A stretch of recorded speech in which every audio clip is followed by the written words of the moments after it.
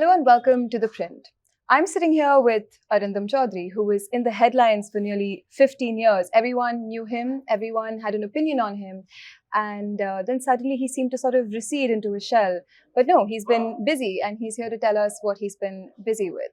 So my first question is, how does Arindam Chaudhuri spend his day? I spend my day thinking. I think a lot because since 2014, the country has undergone so much change that there is a completely new um, kind of education that you need to take to people. What was important to teach people before 2014 suddenly becomes very small, and you realize that there were many things you were taking for granted which you need to teach. So I think on that. Then I write. I've written a lot of books in the meantime. um, I am working on I don't know whether it'll ever happen or not, but I want to take health consciousness as kind of a movement in a very big way to the masses. And because I realized the importance of being fit, healthy, and also I realized that how it can actually help in my overall aim to have people free of religion and God. Right. So one of the key reasons why people are very religious and they are scared of God, which doesn't exist, is that they go through a bad health, they go through a health problem, and instantly they have this issue on, they need to, they become religious. So yes, so that is something through an app, through a big way.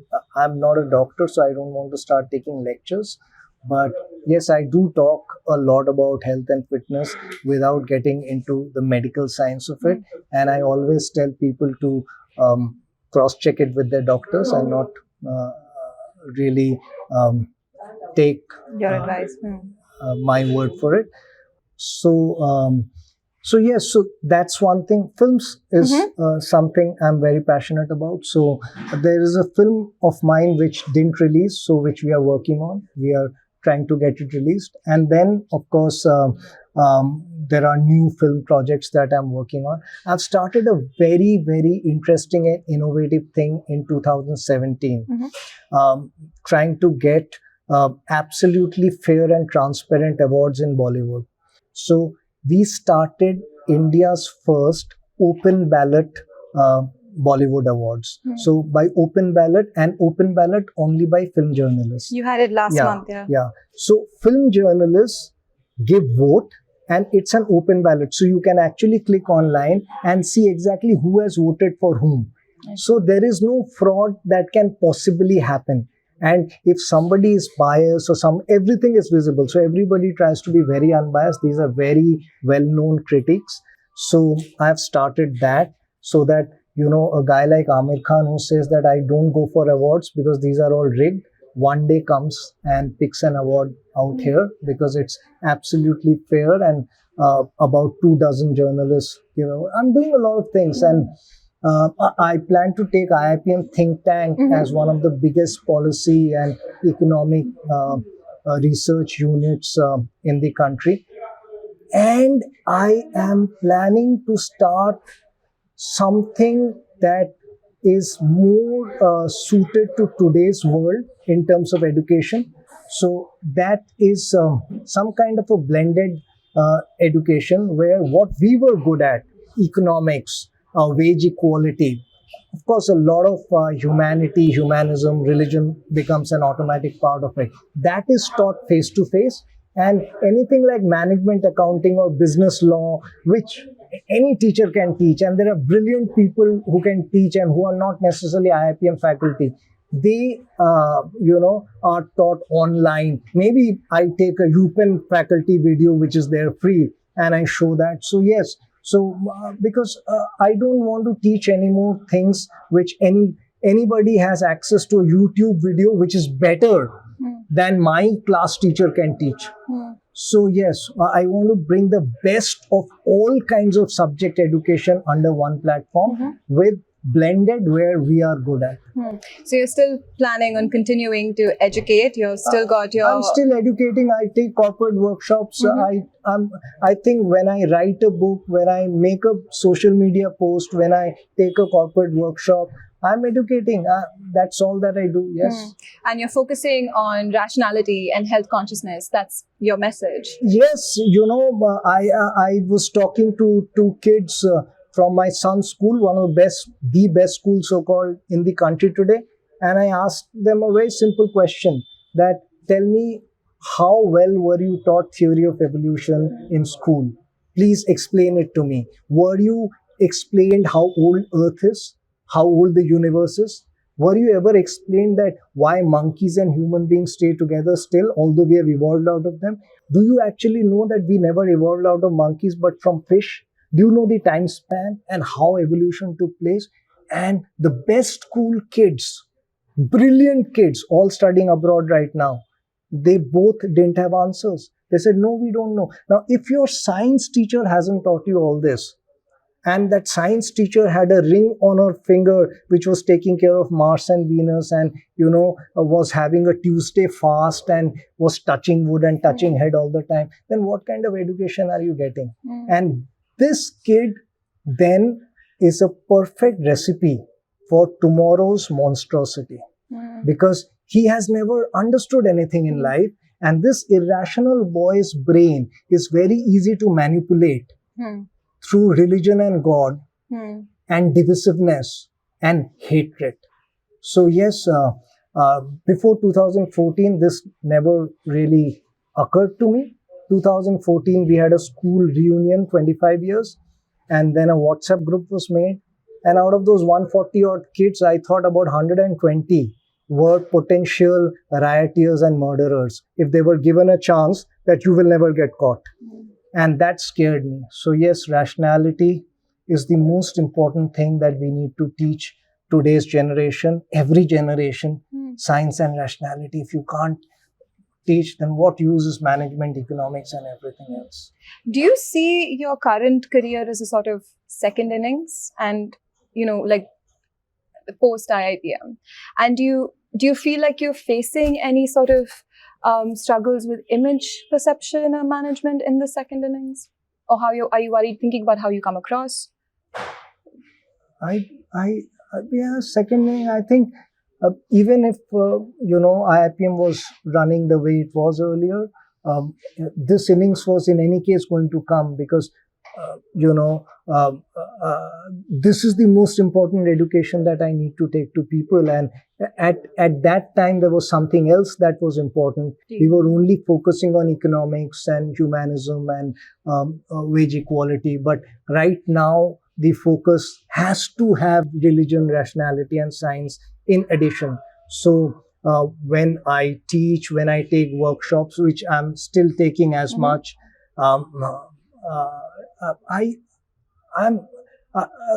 there were, people were always writing about me, all kinds of things. It's really never bothered me much, because the entire aim is, my father, when I was growing up, my father had two files. One was a green file and one was a red file. And the red file had all the criticism in it. And the green file had all the praise of him, IIPM, student good feedback and bad feedback. And he had those. So I used to love the green file, reading all. That's how I grew up. So one day my friends had come and I wanted to show them what we do, what my father has made. And I went and I'm searching for the green file and I can't get it. So I asked my dad, where's the green file? So he gave me another file. He said, this is the file, isme sab kuch hai. So I said, why did you mix them all together? This is going to become so confusing. I wanted to show my friends. He said, look, Arindam, praise and abuse are two sides of the same coin. You must know what you're doing is right or wrong. If you believe what you're doing is right, keep your focus on that and keep doing that. Let nobody pull you down, affect you.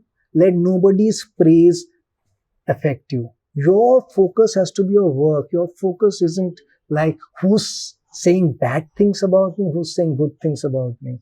And it's all a matter of time. So, you know, I know that I've been a victim of people I call academic thugs, who were wanting to protect an aura around one kind of elitist education, which I broke into. And they were ably supported by a bunch of unintellectual, um, cheap selling journalists. So that's okay. It's a part of life. I'm absolutely fine with it. Right. I mean, on your point about treating, criticism and compliments the same way, fans and critics alike of you agree that you were able to sort of tap into the aspirations of Indians, and that's sort of what IIPM was. That's kind of what you were offering them. Where do you think those aspirations have changed in India today? What do you think the aspirations of the average Indian today are? So yes, we tapped into that because you were leaving them out of the market. You had created a halo around an education which should have been given to millions. You were not giving it. You were giving to a bunch of people who were most non-deserving of that education. IIMs were giving that education to IIT kids primarily. And they were the most non-deserving. I'm not telling they are bad kids. They were brilliant kids, but they were not the management material. They are not supposed to become tomorrow's HR strategy heads. Those guys from class 8, 9, 10 were locked inside a room, no socialization, no nothing.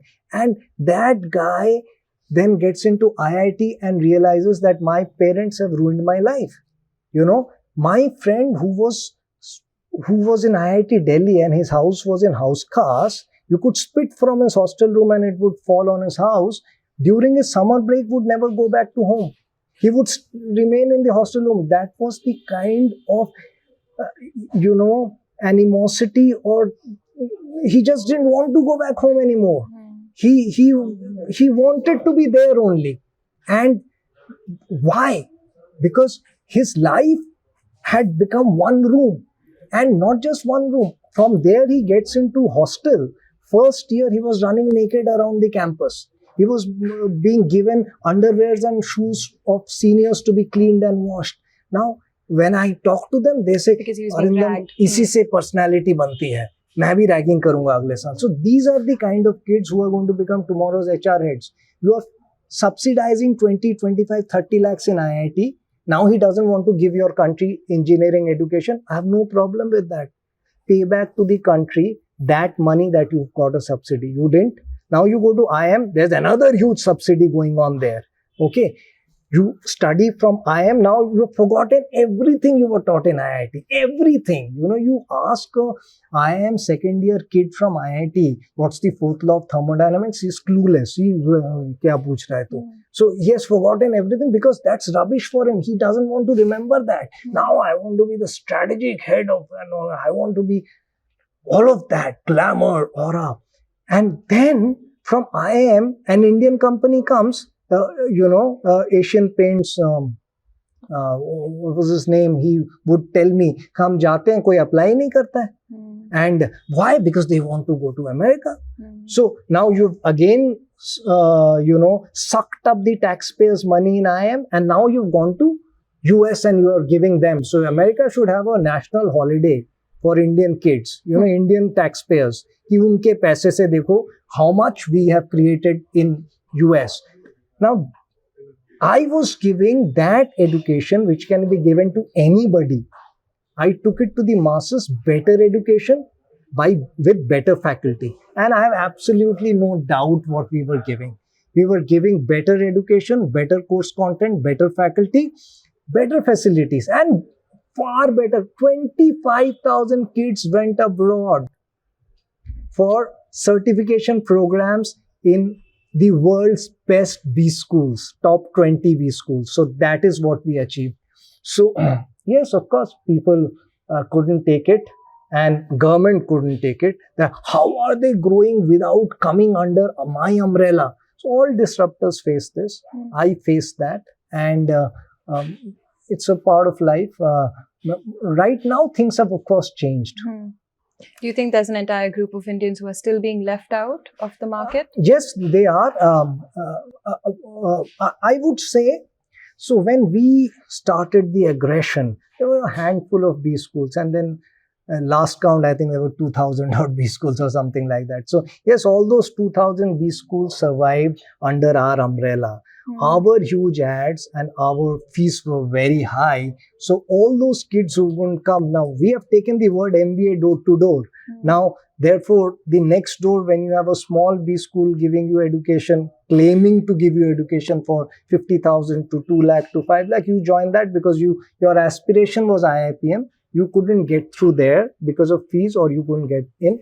You join that. So now we have, so they are going for that education, but they are not getting educated. They are unemployable. They are getting bad education, bad teaching. They are getting a AICT, a UGC, either AICT diploma or a UGC degree, which is worse than toilet paper. So absolutely useless.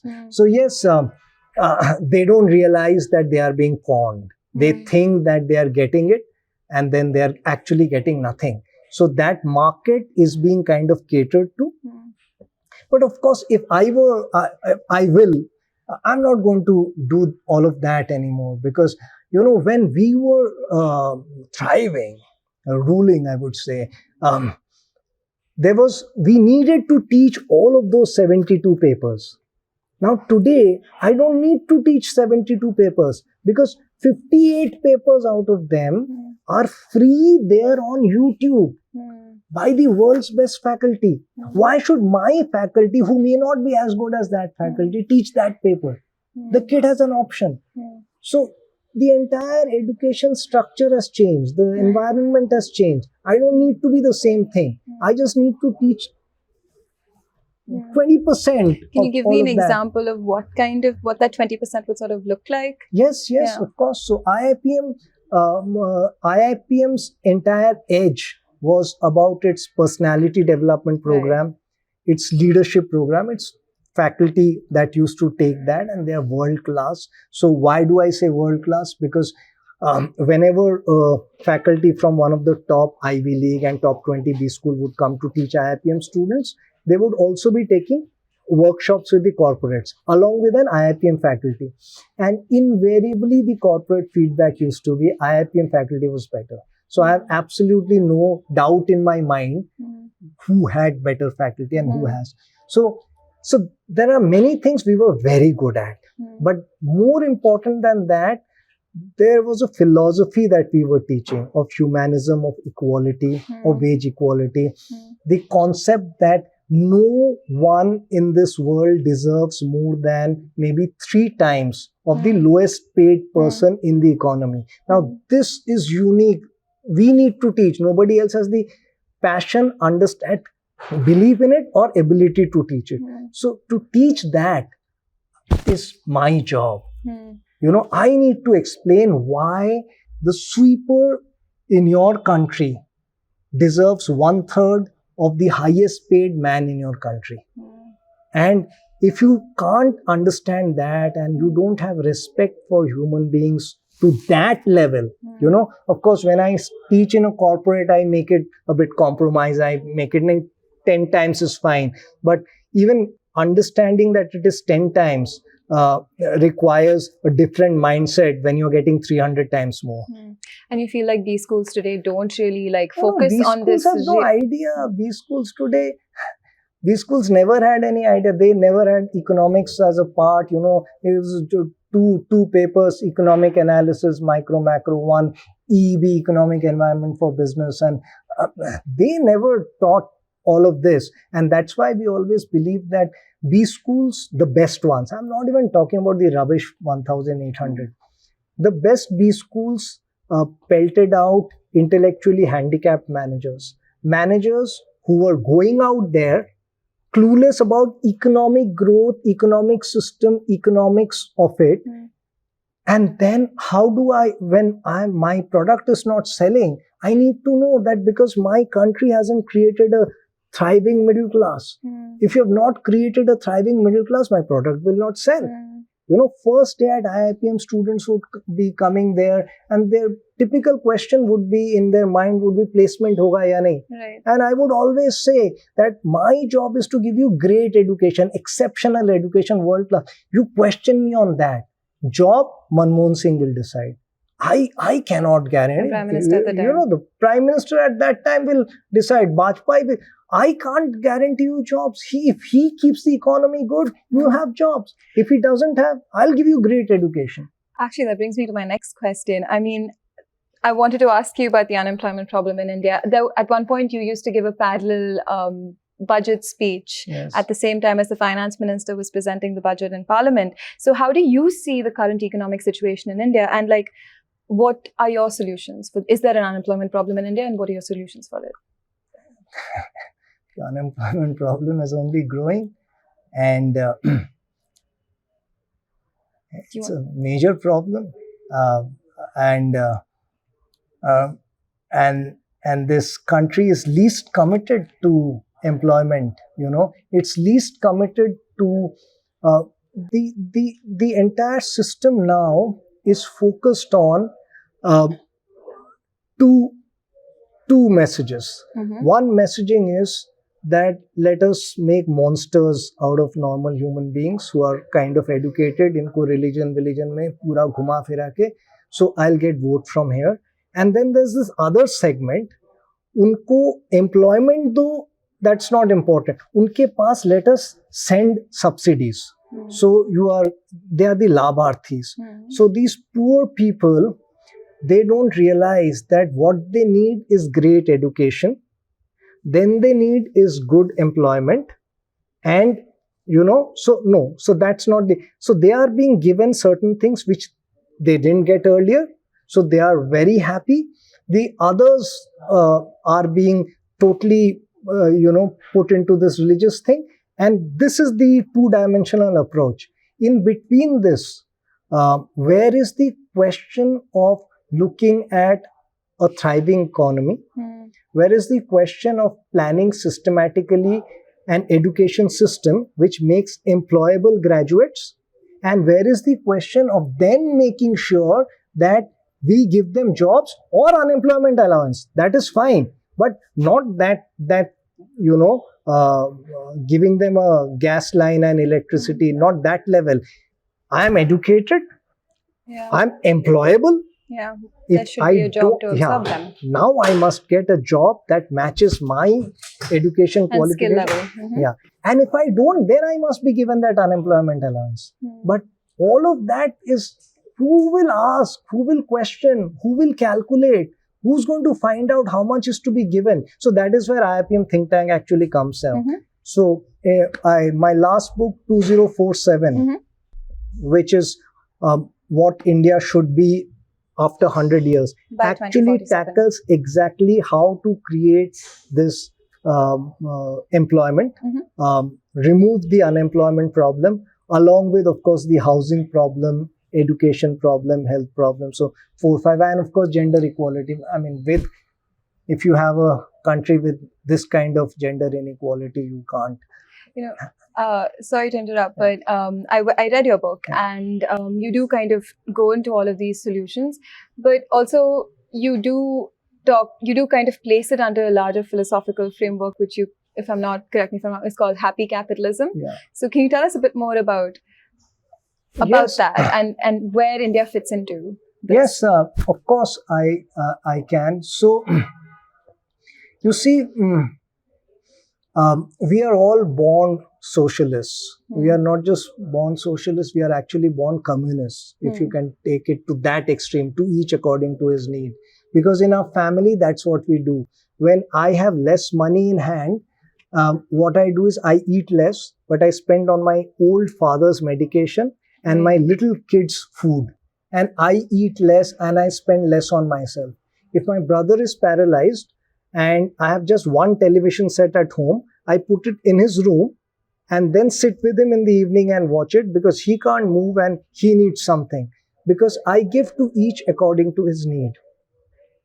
The moment it comes to economic systems and economies, I don't believe in that anymore. I believe in snatching more from my neighbor and snatching from everybody else. And I don't believe in to each according to his need. So if you tell that, look, the poor fellow has 5 kids, he should have a 5-bedroom house, and Arindam, you have just 1 kid. You should be happy with a 1-bedroom house. Then I don't like that.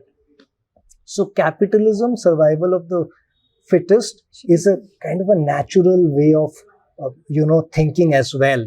So we have evolved out of jungle, and survival of the fittest was a way of life, and we love confusing survival of the fittest as a great economic theory. So what is happy capitalism? Happy capitalism is trying to say, okay, you are free. I'm not going to say that तेरे पास 5 room का घर है, तेरा घर छीन लेंगे, and you will be given 1 room set, and that poor fellow has 5 kids and he has 1 room house. I'll give him. No, that's not the idea. Idea is you are free to do anything that you want to, but the government must have policies which make sure that people have the basic necessities. Happy capitalism is what's there in Scandinavian countries. Happy capitalism is what will be there everywhere in the world. It's going to be there in USA finally. You can't remain a greedy capitalist in this world of internet. Is the biggest force of communism. It's going to bring equality. It's given masses the voice. Yes. So happy capitalism is what is there in Norway, what's there in Canada.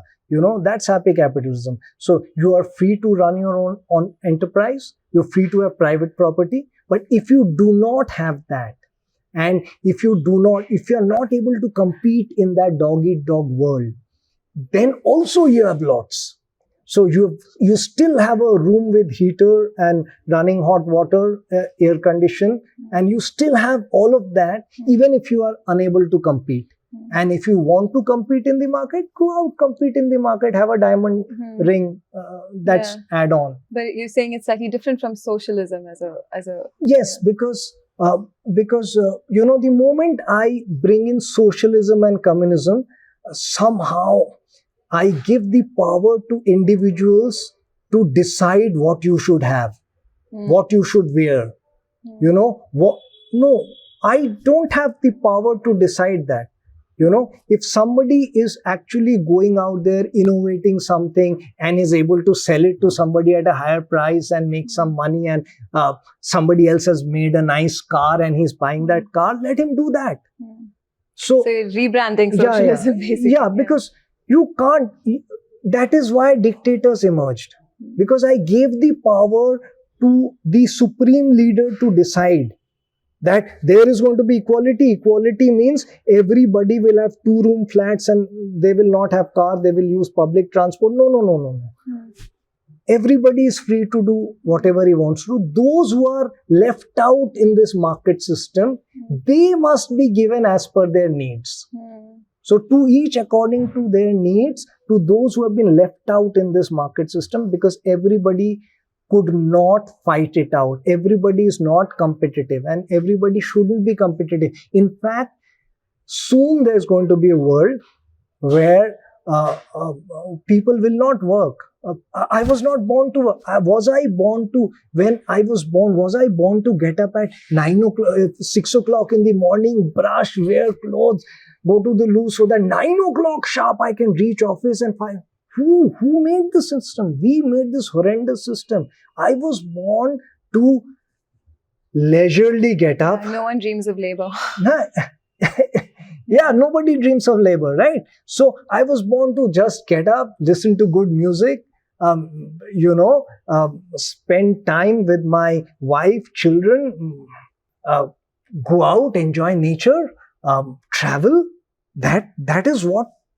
Play piano, write poetry, make art. That is what. You give anybody a choice. Will he want to get up at 9 o'clock in the morning and reach office and work till 5 o'clock? Nobody. He does it because without that, he doesn't have the water, food on his table.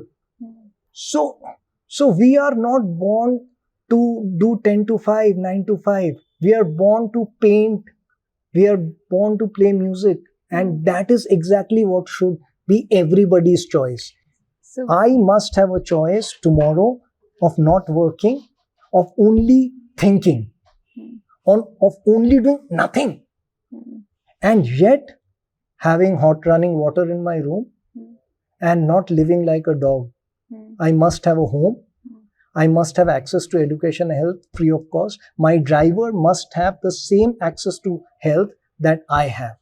If I don't have, I should be ashamed of my existence. And the country will give, must give, and it is giving. So in Europe, one after the other country, there are so many people who choose not to work because they know that their unemployment allowance is good enough to give them a very good life, and they are leading a very satisfied life.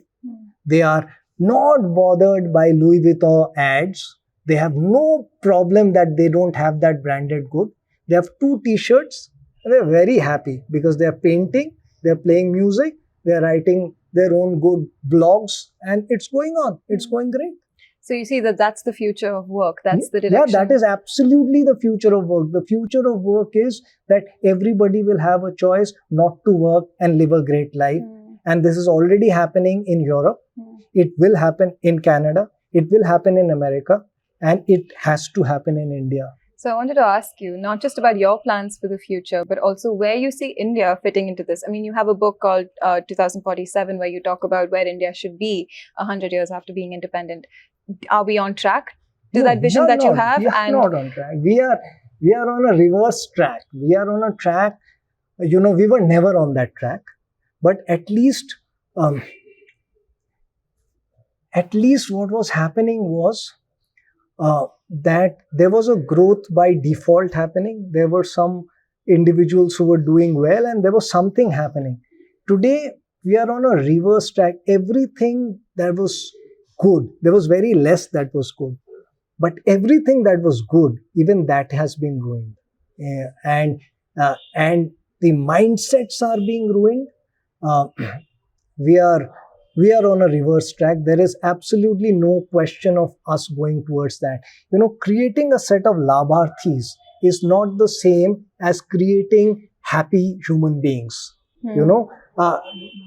Telling them that you deserve 200 rupees a day is different than giving them a sense of dignity. So we are not on that track. And but the point is that I have a lot of faith on the voice that people have through social media today, internet today, and I believe that you cannot stay away from it. You will be a part of it. It will happen. The same people are not going to rule you forever. There is going to be a change, if not this time, next time. And I'm not telling that the next guy is great, but as long as there is freedom, in a sense that there are individuals who can make a difference, change. They can at least lead a thought revolution, a loud thought revolution. I think all of that is going to take India also towards that. But the question is whether 2147 or 2047. I have shown in my book that by 2047 we can beat USA and China. We are not towards that path. 2147, will we all be equal? Certainly. So, on a final note, your parting thoughts, what is it that India needs to get to that point, according to you? India needs a humane leader who understands economics, who has science and rationality as his core.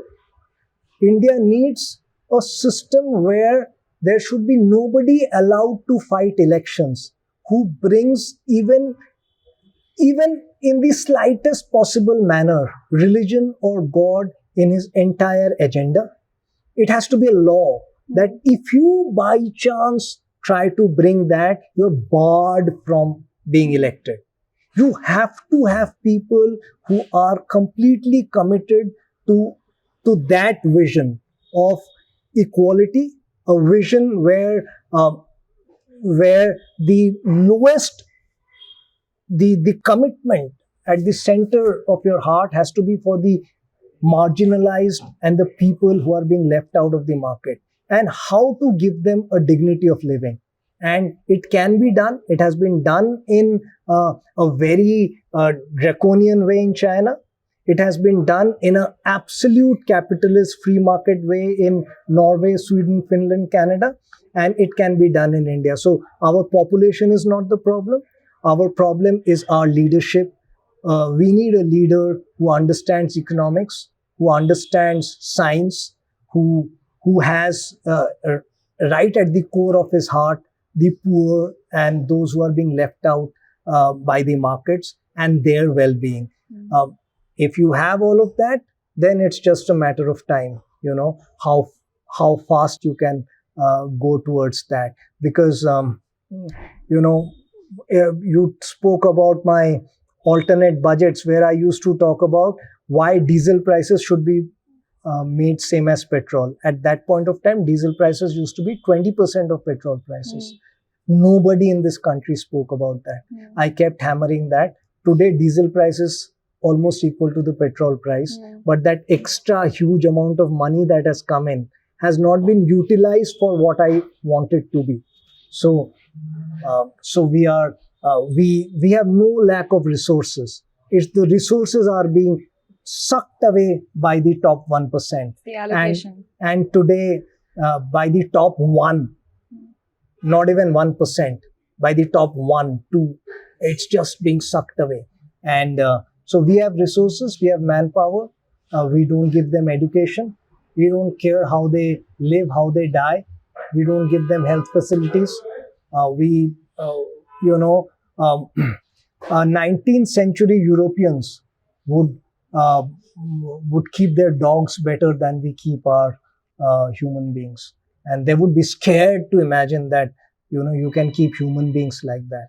So we are far away from that, but we need a different set of leaders, different set of educationists, different kind of commitment to people, education, health, science, so important.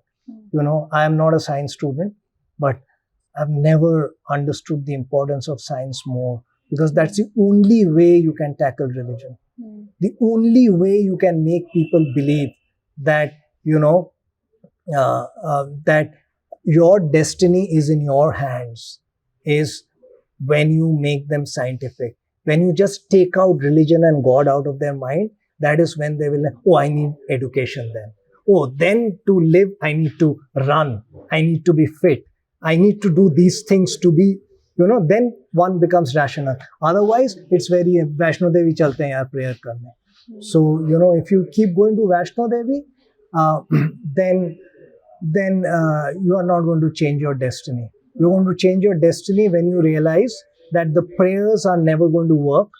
What's going to work is hard work, efforts, policies.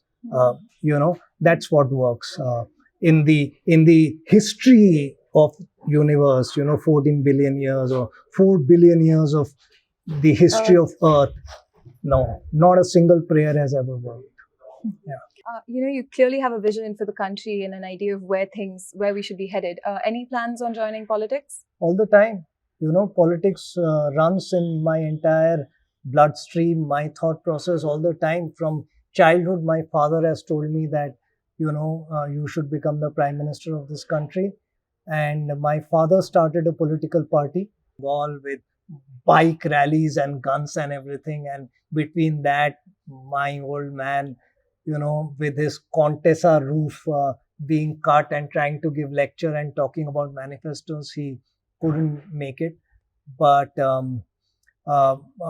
yes, I've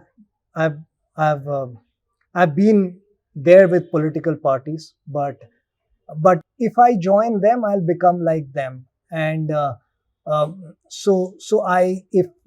if I am a political guy, I always tell my students when they say that, sir, where do you want to see me 20 years later? I say, with this kind of education in politics, changing this country.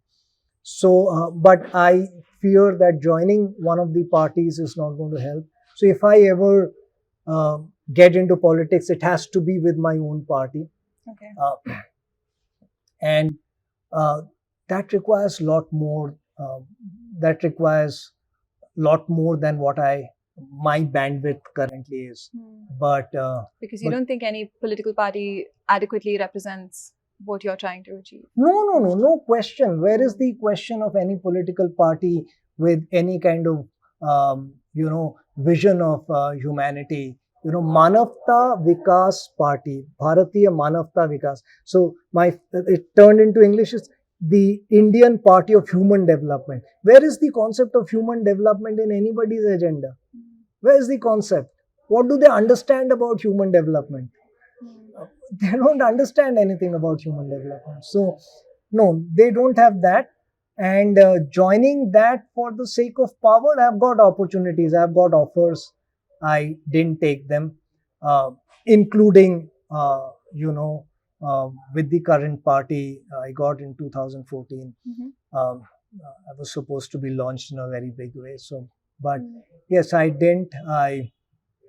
Because I can't compromise my whatever spine is left after being thrashed a lot.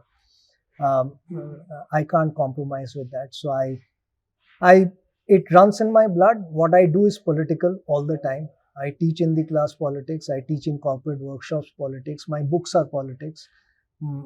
I think any good human being should enter into politics. It's not the last resort of the scoundrels. It should be the first resort of the best human beings in the world. And I want to be in politics. I don't know when, but I think I am in some way. What I'm talking is politics, but yes, not in mainstream yet. Hopefully one day. I believe that I've got a lot of years still to go. And on that note, I think we'll conclude this interview. Thank you so much for taking the time to join us. Pleasure. And thank you for watching. Please continue watching The Print for more such episodes.